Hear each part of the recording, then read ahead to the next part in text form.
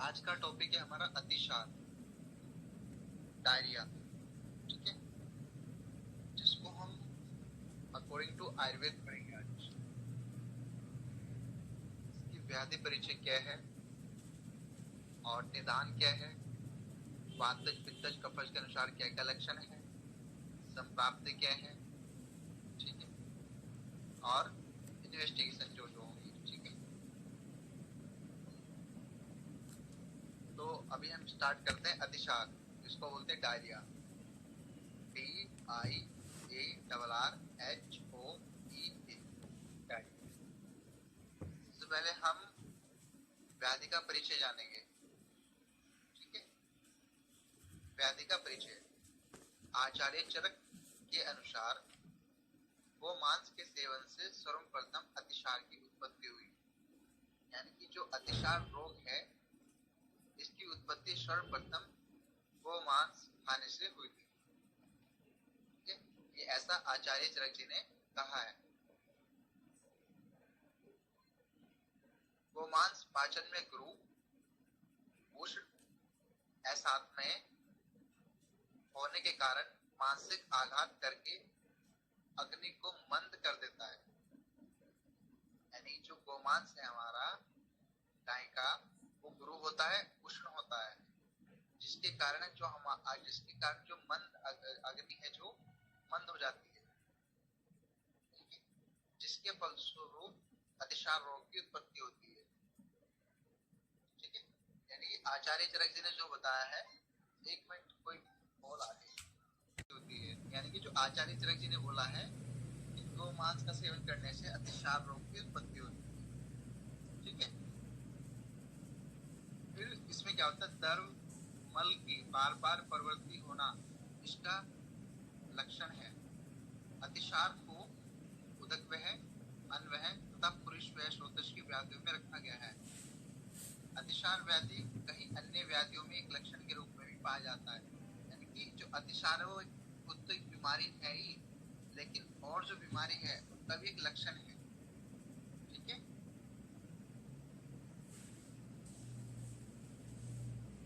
इसके अतिरिक्त यह स्वयं में एक पूर्ण व्याधि है। अग्निमांग तथा अजीर्ण इसके प्रमुख निदान है। इंडाइजेशन, ठीक है ना। फिर बात करते हैं इसके निदान की कि किन चीजों का सेवन करने से अतिसार रोग की उत्पत्ति होगी। नंबर 1 गुरु आहार, फिर अति स्निग्ध आहार, अति उष्ण आहार, अति द्रव आहार, अति स्थूल व अतिशील द्रव्यों का सेवन करने से अतिसार रोग की उत्पत्ति होगी।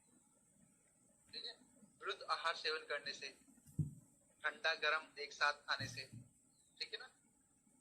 स्नेहन स्वेदन पंचकर्म का अतियोग, यानी जो स्नेहन करते हैं, स्वेदन करते हैं, यानी पंचकर्म जो होता है उसका अतियोग होना। विष के प्रयोग से भय शौक करना, ठीक है। वेग विधारण, कृमि दोष, ठीक है।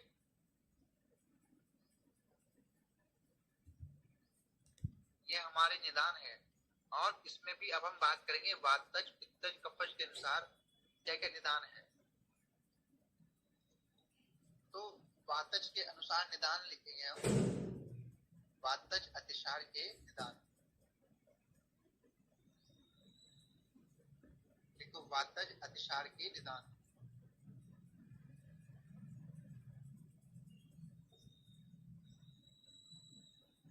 इसमें आप पॉइंट 1 डालेंगे, वातज प्रकृति का पुरुष।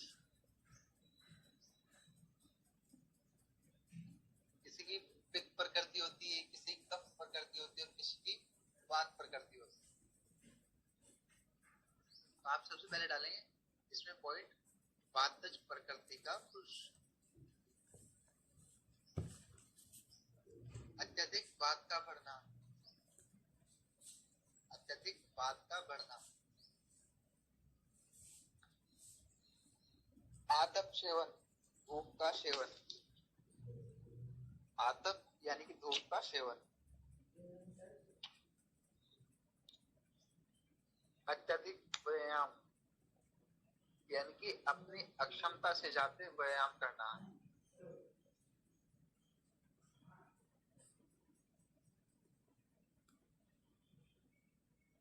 रुक्ष अल्प, रुक्ष कोमा अल्प तथा परिमित भोजन का सेवन।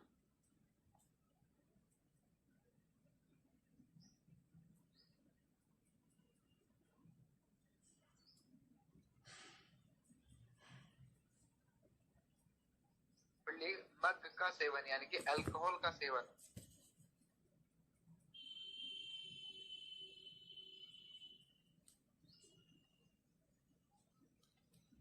अत्यधिक मैथून का सेवन।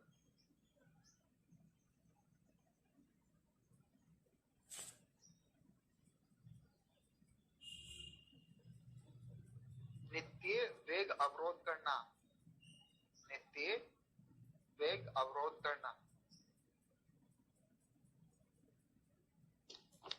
ये उसके निदान है जिसको पित्त की विकृति हो रखी है जिसके शरीर में, ये उसके निदान है कि अगर किसी को अतिसार हो रहे हैं तो वातज में कैसे होंगे, पित्तज में कैसे होंगे, कफज में कैसे होंगे। अब बात करते हैं पित्तज अतिसार के निदान, पित्त अतिसार के निदान।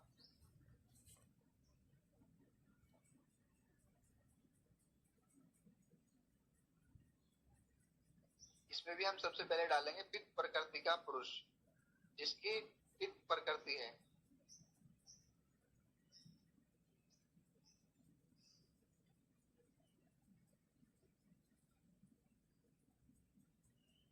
अत्यधिक अम्ल, लवण, कटु, क्षार, उष्ण तथा तीक्ष्ण द्रव्यों का अत्यधिक मात्रा में सेवन करना। उष्ण तथा तीक्ष्ण द्रव्यों का अत्यधिक मात्रा में सेवन करना।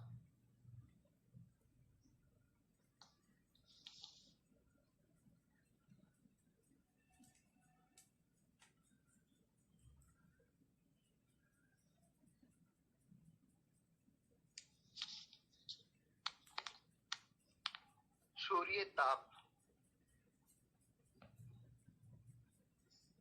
सूर्य ताप यानी कि धूप में खड़े रहना। उष्ण वायु से शरीर का पीड़ित होना, उष्ण वायु गर्म हवाएं।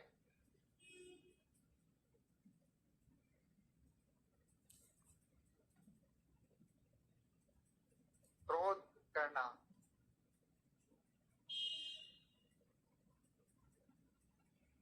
और ईर्ष्या।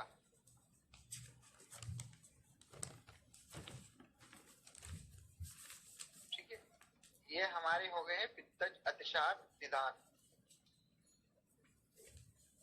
ठीक है, अब बात करते हैं कफज अतिसार के निदान। इसमें सबसे पहला पॉइंट डालेंगे हम कफ प्रकृति पुरुष, कफ प्रकृति पुरुष।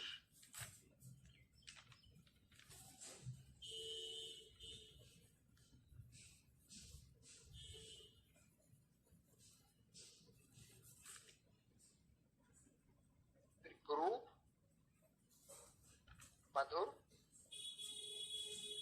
गुरु यानी भारी, मधुर मीठा, शीत ठंडा, स्निग्ध चिकना, आहार द्रव्यों का अत्यधिक सेवन।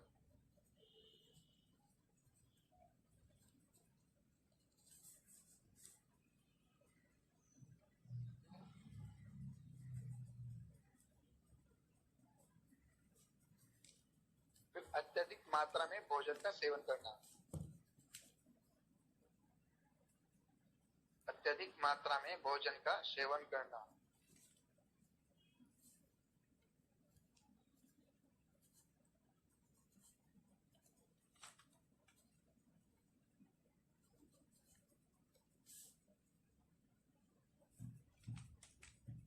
आलसी होना, लेजीनेस, आलसी होना।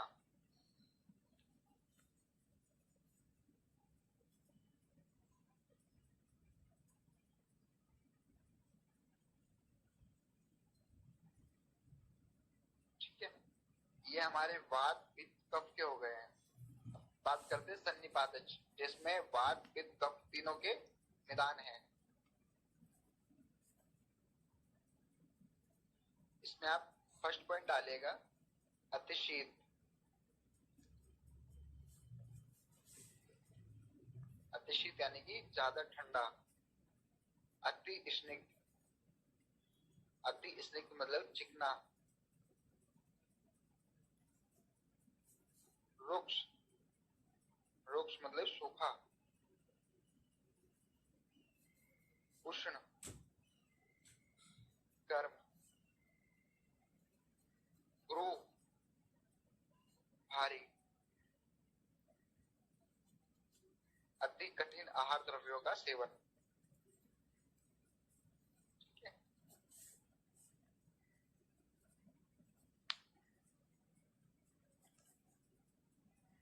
फिर सेकंड पॉइंट डालिए उपवास और असमय भोजन करना। उपवास और असमय भोजन करने यानी कि सुबह शाम दोपहर का छोड़कर रात को किया जा रहा है 2 बजे, सुबह 4 बजे किया जा रहा है, असमय भोजन करना। दुष्ट मंदिरा यानी कि अल्कोहल का लेना, अत्यधिक मात्रा में अल्कोहल सेवन।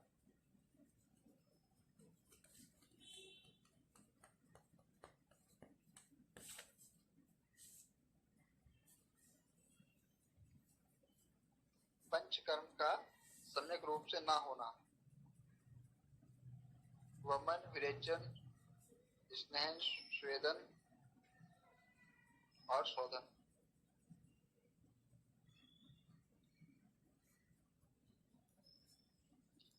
निंद्रा का अत्यधिक सेवन,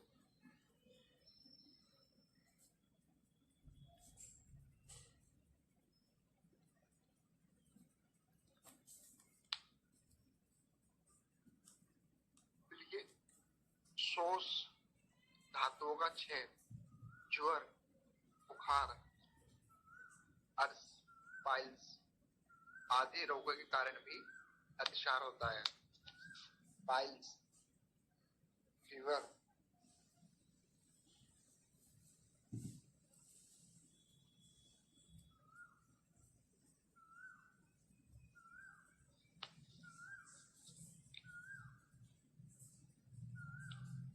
अब इसमें हेडिंग डालिए संप्राप्ति। संप्राप्ति क्या होती है? संप्राप्ति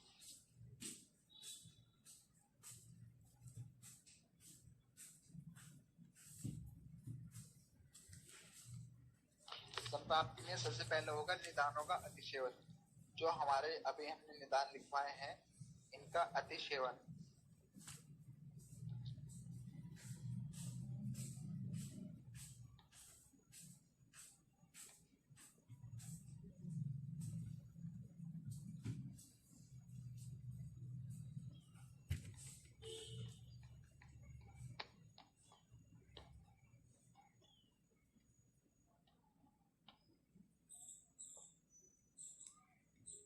धातुओं का दुष्ट होना,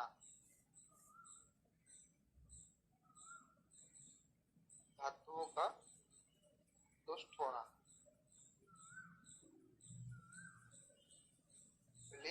अग्निमान यानी कि इंडाइजेशन।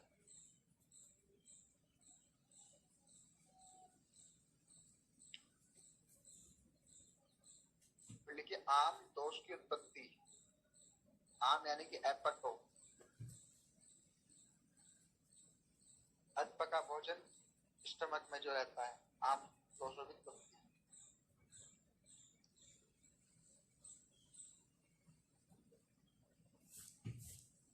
लिखिए आंत्र शोभ यानी कि आंतों में शोभ होना, जो हमारे जो आंत है उसमें शोभ होना।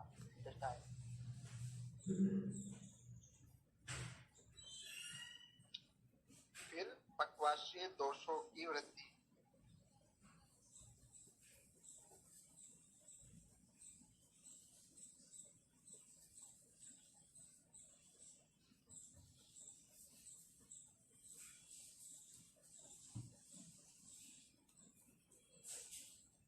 देखिए पुरुष वह श्रोतो दृष्टि, पुरुष वह श्रोतो दृष्टि।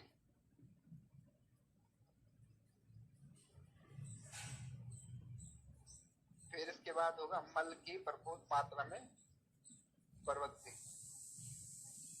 मल का अधिक मात्रा में निकलना। फिर इसके बाद होगा अतिसार रोग।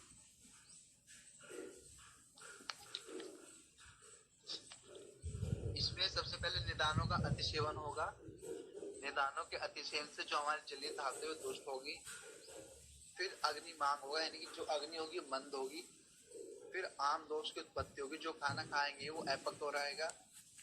फिर आंत्र शोभ होगा। फिर पक्वाशीगत दोषों की वृद्धि होगी। फिर पुरुष वह श्रोतो दृष्टि होगी। फिर मल की प्रभुत मात्रा में प्रवृत्ति, यानी मल अधिक मात्रा में निकलेगा। उसके बाद क्या रोग होगा? अतिसार।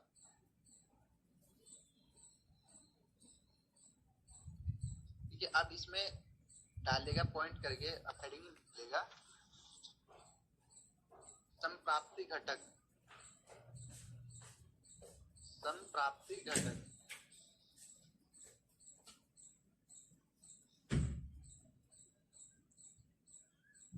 संप्राप्ति घटक में सबसे पहला पॉइंट डालेगा दोष वात प्रधान त्रिदोष। जो दोष होगा इसमें, दोष कौन सा होगा इसमें? जो वात दोष होगा प्रधान होगा इसमें, यानी कि वात दोष की अधिकता रहेगी। अतिसार में वात दोष की अधिकता रहेगी, लेकिन उसके साथ में पित्त कफ भी रहेगा, लेकिन जो मेन होगा वो वात ही होगा। ठीक है, तो इसमें लिखिए वात प्रधान त्रिदोष।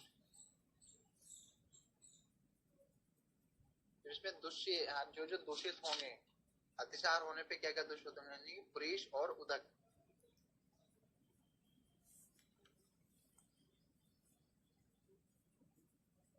फिर स्रोतस लिखिए, स्रोतस के सामने लिखे पुरीश वह स्रोतस।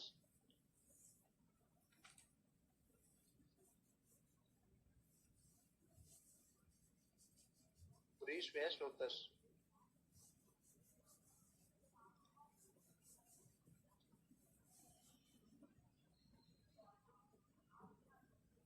अधिष्ठान इसमें होगा पक्वाश्य और गुदा। जो अधिष्ठान होगी वो पक्वाश्य और गुदा।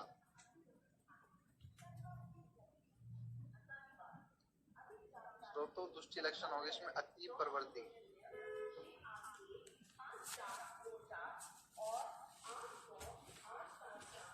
स्वभाव होंगे इसमें आशुकारी।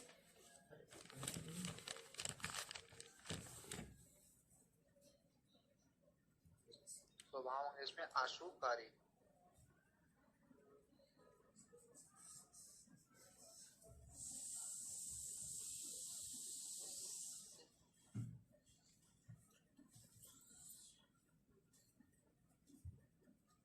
ठीक है, अब इसमें पॉइंट डालेगा वातज अतिसार की संप्राप्ति।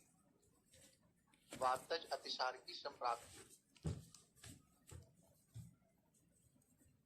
इसमें लिखा है निदानों का अत्यधिक सेवन करने से वात प्रकोप हो जाता है।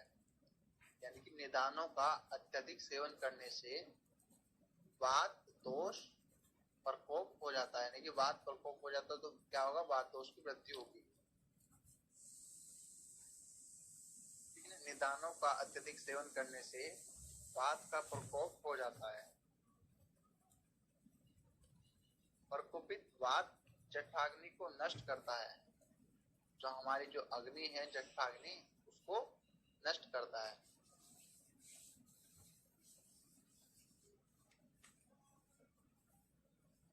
तथा मूत्र व श्वेत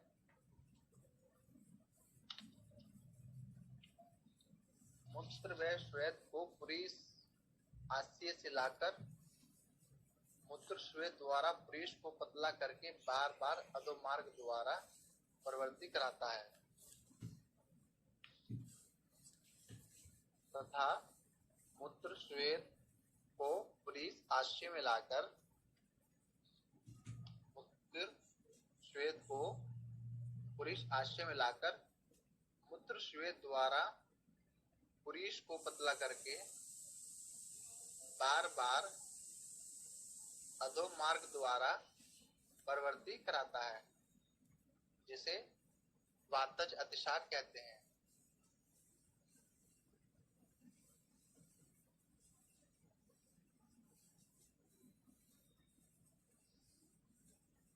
देखिए पित्तज अतिसार संप्राप्ति, पित्तज अतिसार संप्राप्ति।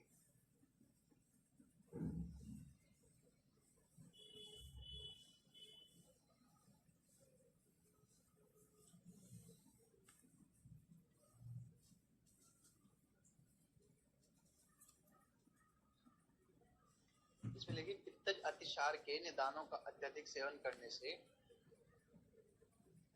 प्रकोपित पित्त स्वभाव से, यानी पित्तज अतिसार का, पित्तज निदानों का अत्यधिक सेवन करने से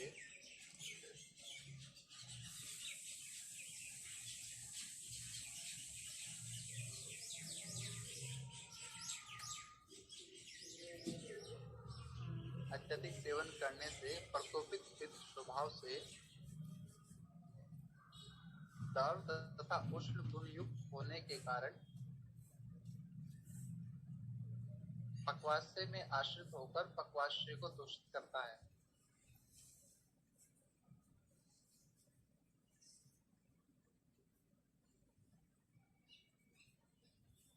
तथा अपने उष्ण द्रव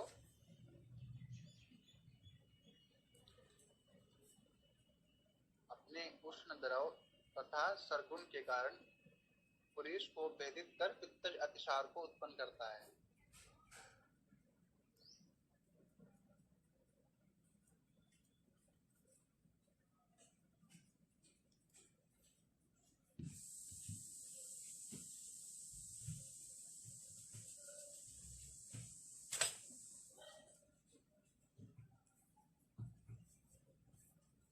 फिर लिखिए कफज अतिसार की संप्राप्ति, कफज अतिसार की संप्राप्ति।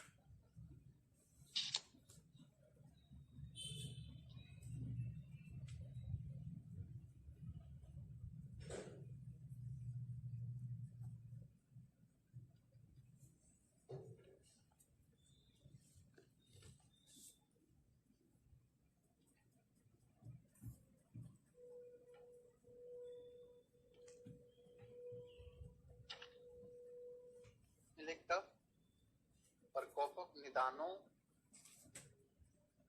कफ प्रकोपक निदानों का अत्यधिक सेवन करने से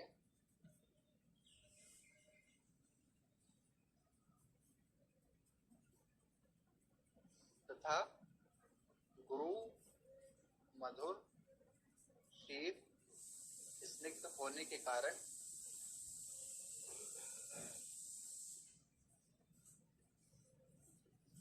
जठराग्नि को नष्ट कर देता है।